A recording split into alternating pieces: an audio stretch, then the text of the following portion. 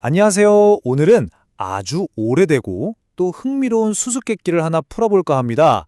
무려 3,000년 동안 수많은 전략가와 학자들의 머리를 아프게 했던 문제인데요. 고대의 전략서, 주역에 숨겨진 하나의 모순에 대한 이야기입니다. 자, 저와 함께 이 미스테리를 파헤치러 가보실까요?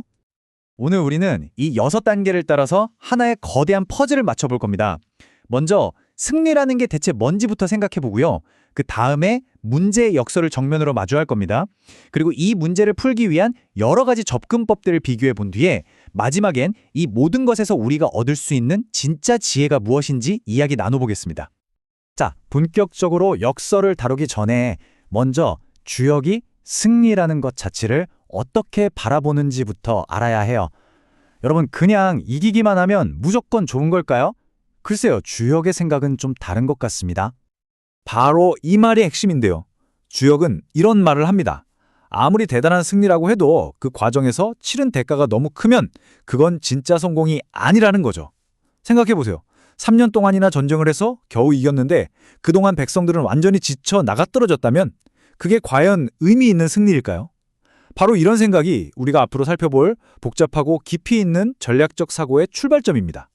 자, 이제 드디어 오늘의 본론입니다. 저는 이걸 모순된 명령사건이라고 부르고 싶은데요. 아주 오래된 텍스트에 담긴 서로 완전히 반대되는 것처럼 보이는 두 가지 조언에 대한 이야기입니다. 바로 이 구절이 우리 탐구의 핵심입니다. 원문은 미제, 정형코, 이섭대천이라 이렇게 되어 있는데요. 뜻을 풀어보면 아직 강을 건너지 못한 위태로운 상황이다. 그런데 정벌에 나서면 흉하지만 큰 강을 건너는 것은 이롭다라는 말입니다. 잠깐만요. 이게 무슨 말이죠? 바로 여기에 3,000년 된 수수께끼가 있습니다.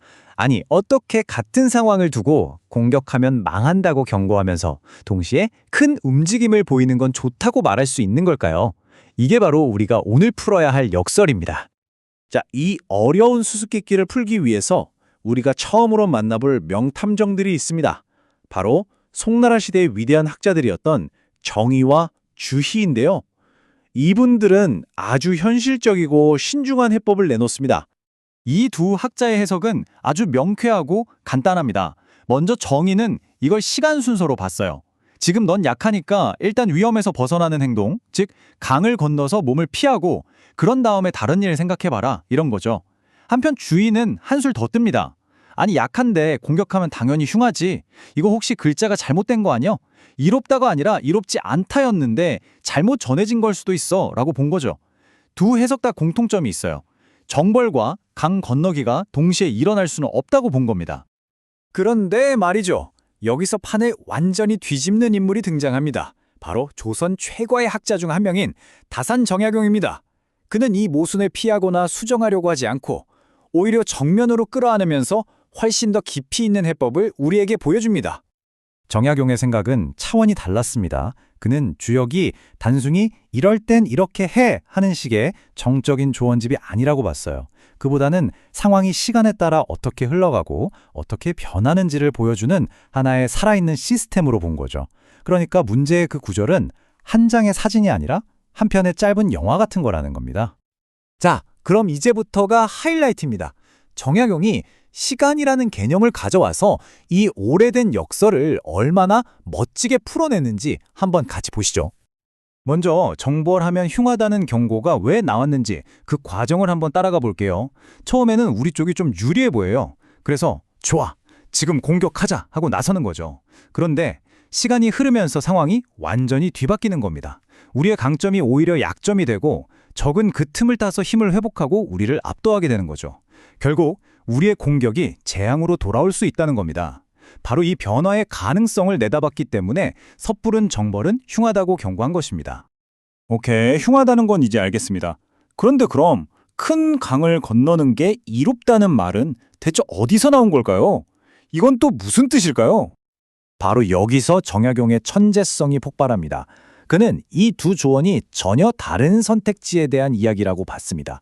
정벌 흉하다는 건 정면 공격이라는 길의 끝에 무엇이 있는지를 보여주는 경고등이고, 큰 강을 건너는 것이 이롭다는 건 후퇴나 재배치 같은 완전히 다른 길을 택했을 때 얻을 수 있는 긍정적인 결과를 알려주는 신호등이라는 거죠. 즉, 이건 모순이 아니라 지도자 앞에 놓인 두 개의 갈림길, 파멸로 가는 길과 미래로 가는 길을 동시에 보여주는 아주 깊이 있는 전략적 조언이었던 겁니다. 자, 이제 거의 다 왔습니다. 사실 우리가 지금까지 한 건 누가 맞았나를 가리는 퀴즈쇼가 아니었어요. 그보다는 이 역설을 풀어가는 과정을 통해서 더 깊고 본질적인 전략적 교훈을 얻는 것이었죠. 정리해볼까요? 정의와 주의는 우리에게 신중함의 가치, 즉 일단 멈춰서 지금 네가 어디에 서 있는지부터 정확히 봐 라는 교훈을 줍니다.